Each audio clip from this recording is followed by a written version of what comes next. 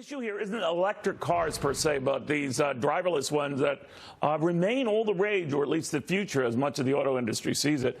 But is it a future that could be put off now? To Kingsview Asset Management CIO Scott Martin. Scott, what do you think of this?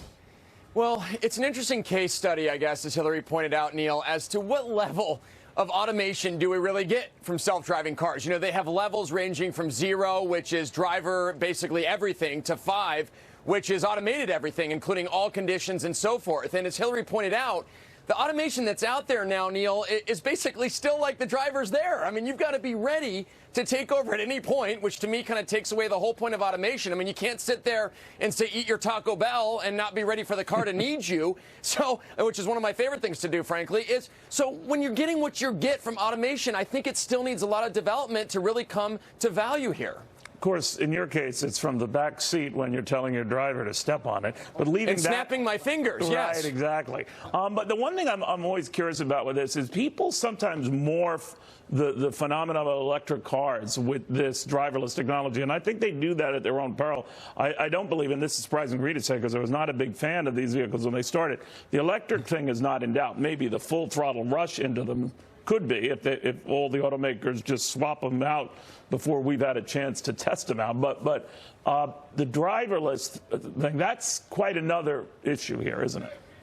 It is, and something that with the accidents that have been pointed out seem to be still, let's say, in a little bit of the backseat when it comes to technological advances. And I think another thing to think about, too, Neil, is the driverless push has been certainly from Elon Musk and Tesla, Waymo from Google, but there aren't a lot of other companies that are really pushing that technology hard. And so when you only have a couple players out there really working on this, really trying to make it happen, to me, that still keeps the technology somewhat behind schedule. And so, yes, I think in 5 to 10 years, certainly the technology will come way beyond where it is today. But I think the demand and such, as you mentioned with the electric car and other things that are out there, there's other things that, let's say, are in line ahead of such technology as far as driverless goes. If I could switch gears in the general market, and you're a modest fellow, but the fact of the matter is, after the big December letdown a year ago, you were still very bullish, still optimistic, still convinced that the market had some legs in it. Obviously, that's in evidence in spades since.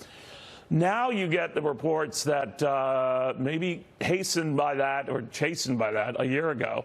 Bank of America says, you know what, we could see a melt up. In other words, this buying continues at this frenetic pace into the new year, certainly the first quarter. Where are you on all of this?